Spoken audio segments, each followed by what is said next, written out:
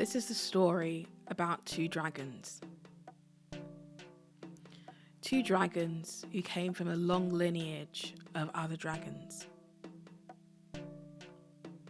The night when the dragons came, it may have seemed like an ordinary thunderstorm.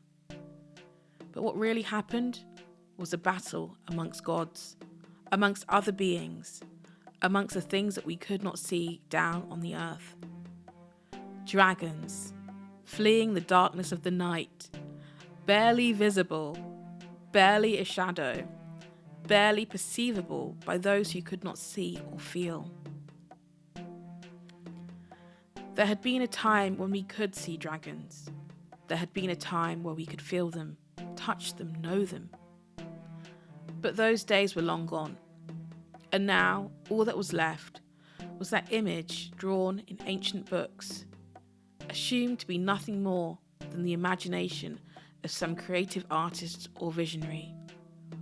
Just an illustration, in full colour, flat on the page, vibrant, organic, magical, but still just not enough to capture the true magic of what it is to see a dragon. What people don't know about dragons is that they were very much real. And what people don't know is that they're coming back. The first dragons that reappeared on the earth fell from the clutches of their mothers. They were fleeing in a thunderstorm.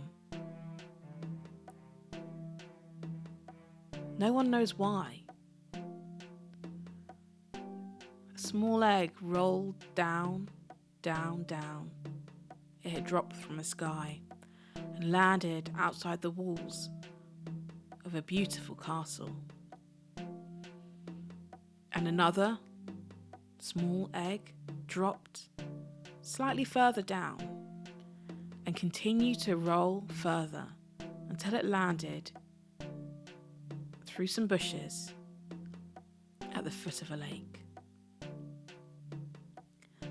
The first egg was taken in by the owner of the castle. She nursed it and she cared for it. She didn't know what it was, but instinctively she knew that there was life inside. She'd seen a few snake eggs before. They hadn't survived. A thunderstorm had taken out their nest in the night. And when she awoke, she saw them scattered across the floor.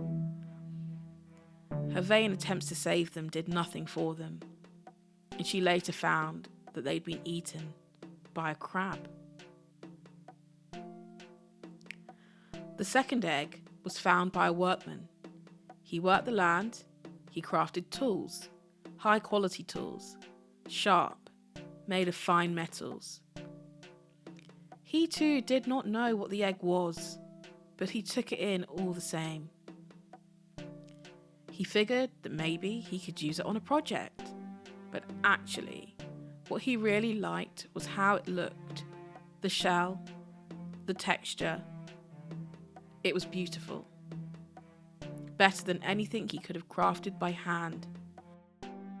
And so he kept it next to the warm fireplace until one day it hatched. The thing about dragons is, well, there's a lot to be said about them. They're fierce and they're incredibly powerful. They're fearless in practically every way. Some might think of them as cute, but if it came down to it, they'd have no issue with going into battle. They are fiercely loyal. They're as proud as they are strong, and many have fought to protect and help humans. But this has come at a great cost. They don't give in to temptation too easily. They can be well disciplined if they want to be.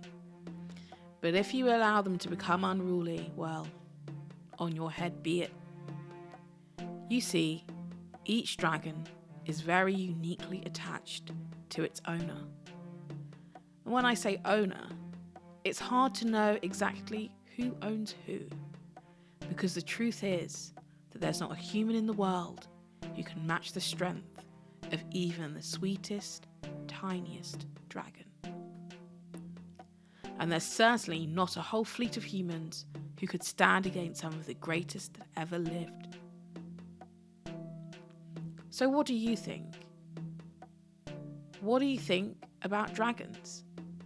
Do you think that if you were given an egg, you could create a loyal friend? Help it, show it how to interact with others? How to fly? How to fight? Someone who helps to build their environment?